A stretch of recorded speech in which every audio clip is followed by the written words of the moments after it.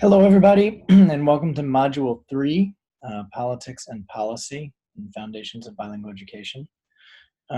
This is the lecture. It will last around 13 to 15 minutes, and I will go ahead and share my screen with you and get started.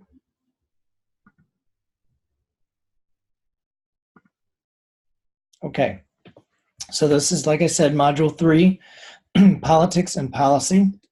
So we're going to be thinking a lot about language policy for this, and your readings have dealt with this, and so this is going to go a little deeper to provide a little more context to those readings. Some key terms, particularly from the Lessau-Hurley reading that you all did, this idea of graphization. So these are important terms when it comes to just having a language to which you can apply policy. So graphization is the process of figuring out how you'll represent the sounds of a language. That is, how will you write your language down? Will you use an alphabet? Will you use a logography? There's a number of different ways you can do it, as we can see from the different types of languages and scripts around the world. So once that's been established, the graphization, you then have what's called its orthography. So the graphization is the process, and the orthography is the outcome. So the English orthography uses a Roman alphabetic script, just like Spanish does, just like French does. The differences in orthography have to do with how words are pronounced. So, for example, English is considered to have a rather opaque orthography. That is, it has many irregularities. The vowels don't always make the same sound. The consonants don't always make the same sounds. And so you have to do more than just memorize sound-symbol relationships. You also have to memorize irregularities. By contrast, Spanish is what's called a more transparent orthography, where the consonants typically all make the same sounds consistently, and the vowels do all make the same sounds consistently. So it's easier to learn to read, to decode in Spanish than it is in English. It happens more quickly for kids. Then on top of that, all languages have grammar, right? So the grammar for the language needs to be determined. Is this a subject, verb, object language like English? Other languages don't have the subject first, but the verb comes first. So different languages have different grammatical structures as well. Now related to the sort of the relative dominance or subjugation of language, we often have used the terms majority and minority language in the literature. This has been contested in recent years in favor of the terms minoritized and majoritized, which is to say that no language is really major and another language is minor. All languages perform the same function, that is, to communicate between humans. The difference is the way they're treated societally.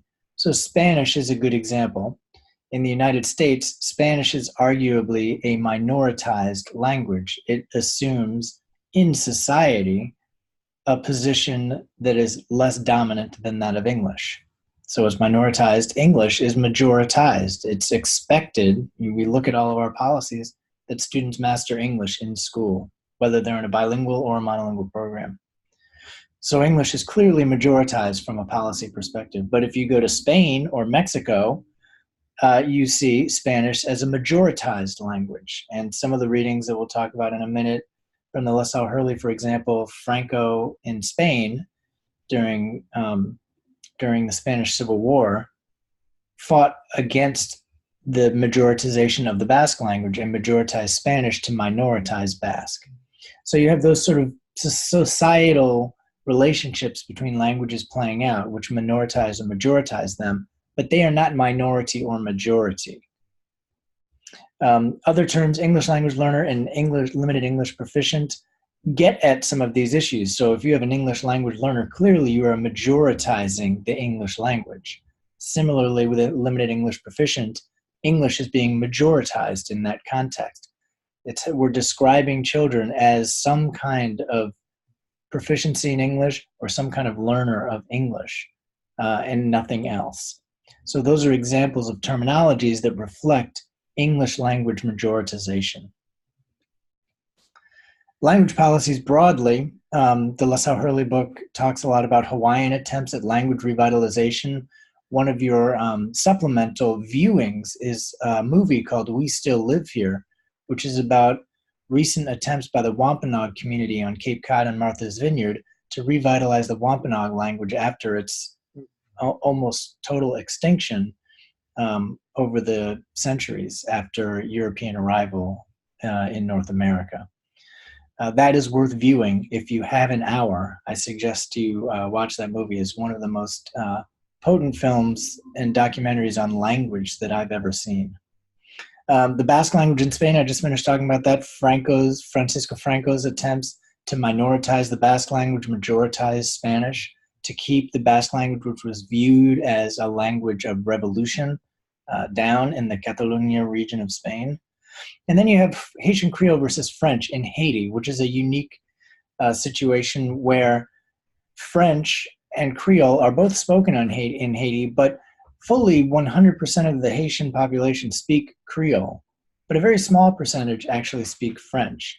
And this is a case where, from a pure numbers perspective, Creole is a majority language. It is spoken by the majority of people, whereas French is spoken by a minority of people. But from a language policy perspective, French is the majoritized language. That is, it is the language of government. It is the language of school. And while Haitian Creole has recently gone through the process of graphization and now has an orthography, it was for many years, many centuries, it was an oral language, not just an oral language. It was an oral language. It had no written form. So it's only recently been established with an orthography. But you can still see how, even though more people speak Creole than French, the process of majoritization accrues to French and not Creole in Haiti. So here's the first part of your assignment. In your small group, the idea is for you to discuss two things: whether there's a language policy at your school, and if you're a teacher, whether there's a language policy in your classroom. So the assignment is in 250 words or so. Write a collective response to the questions. You can individually answer each question, or you can combine your answer into a single written response. If the answer is no, and that there's nothing overtly stated, think about what are the implicit language policies in your school and in your classroom. What's implicit if it's not directly spoken? That's part one. Part two of the assignment is coming up later. So language and education policy in the U.S. and Massachusetts. This goes back, well, we'll date it back to the Cuban Revolution back in 1959, although it does have antecedents prior to that. But in 1959, we start to see the first big waves of Spanish-speaking populations from the Caribbean coming to the United States, along with Puerto Rican migration to other northern U.S. cities, in addition to Mexican immigration in the Southwest, which has been and continues to be an ongoing phenomenon. So this is happening as the civil rights era of the 1960s comes upon the United States, and from that era, or in the beginnings of that era, a new policy emerges, the Bilingual Education Act, which back in the old days was called Title VII. Of the Elementary and Secondary Education Act, which had been newly minted in 1965. It is in that act where the term limited English proficient is first introduced. However, it is in the context of a Bilingual Education Act. So this idea that we would provide native language instruction to support students who need access to the curriculum emerges early in the legislative history of the United States around the time of the Civil Rights Movement. At the same time, there were community movements around bilingual education across the country. You can read more about this in other places, but there was a group called the Young Lords in New York City. This was a Puerto Rican community group that was organizing itself around language maintenance, particularly Spanish language maintenance, as a key to identity, education, and learning in and from the community. So establishing some institutional distance from schools, but really centering Spanish language proficiency as a key to identity and education. Similarly, in the Southwest, the Chicano movement has a robust history. And in Dade County in Miami, Florida, aligned with the 1959 sort of Cuban Revolution, the Coral Way School becomes the first dual language Spanish-English immersion school in the country. And so these community movements were going on at the same time as the Civil Rights era was gaining steam and the Bilingual Education Act was picking up. And then in 1974, we had the landmark Supreme Court decision, Lau versus Nichols. There'll be more of this in Module 4. So just as a preview, many of you have likely heard about Lau v. Nichols. But students, Chinese-speaking students in San Francisco Unified School District sued the district because they were being exposed to instruction exclusively in English and had no way, being monolingual Chinese speakers, to meaningfully access the curriculum. And the Supreme Court ruled in favor of the plaintiffs in this case, but didn't propose any nationwide solutions. Rather, they kicked it to states and districts to determine how they would remedy that situation. And these were called the Lau remedies back in the 70s, 80s, and even early 90s in Massachusetts.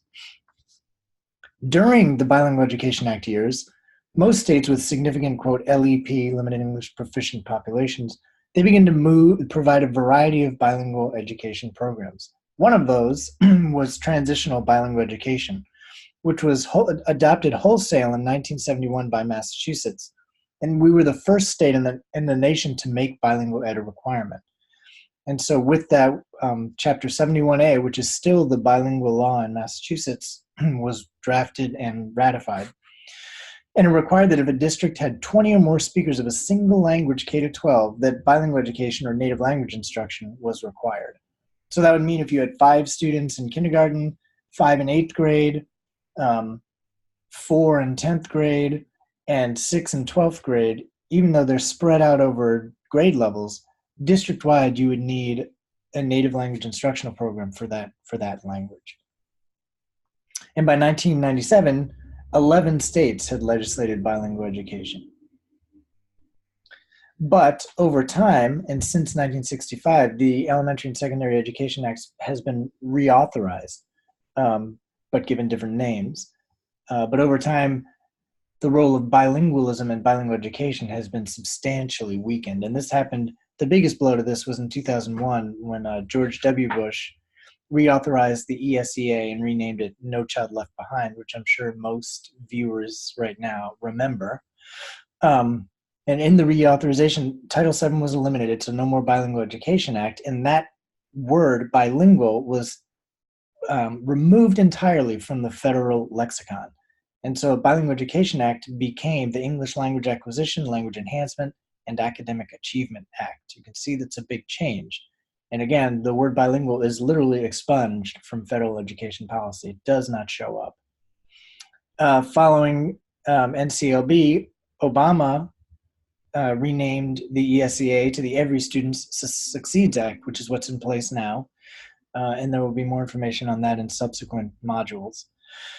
But from a bilingual education perspective, there are no substantive differences between these two educational laws. They neither mention bilingualism or bilingual, and so that from that perspective, these laws are virtually identical.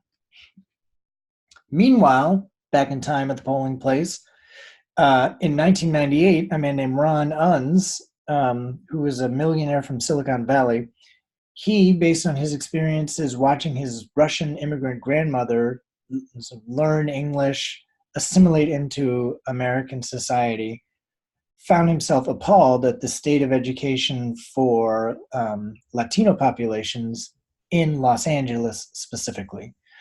And so as a result, he wrote what was called the English for the Children ballot initiative with the goal of eliminating bilingual education nationwide.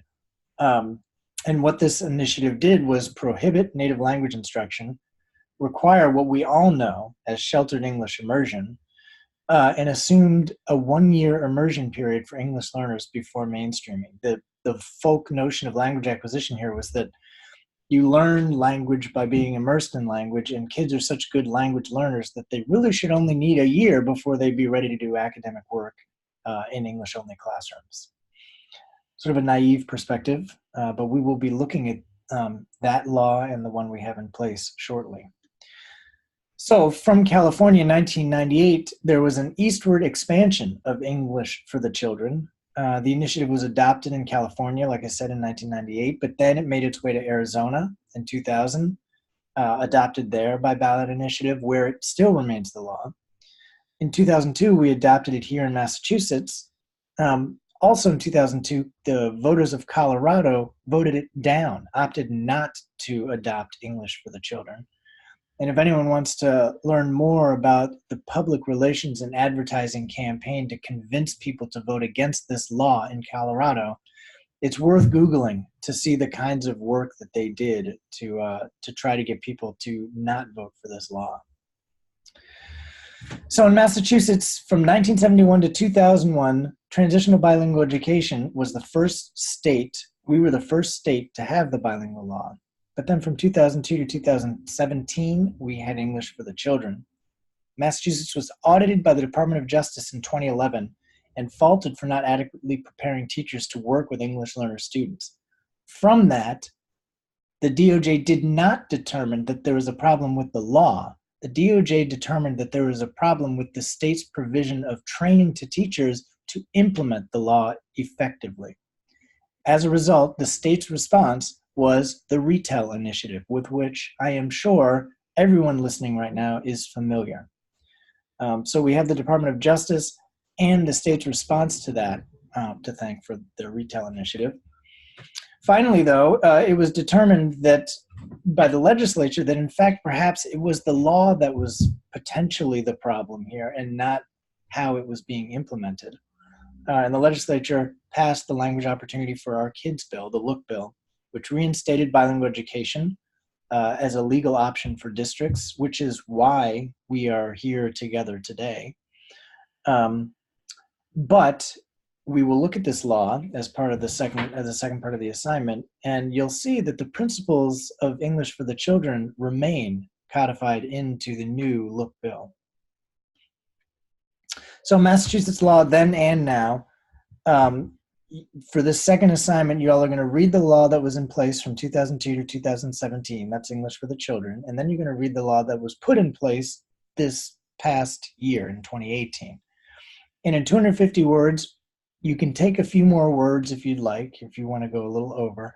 You want to compare and contrast the two laws, noting similarities and differences between them, but also discuss, relative to this idea of language policies, how policies like these can serve to suppress and or revitalize languages. How can they function to do those two things? What more could they do to support language in addition to what can they do to suppress it? And that is all. Thank you very much for listening, and good luck with the assignment.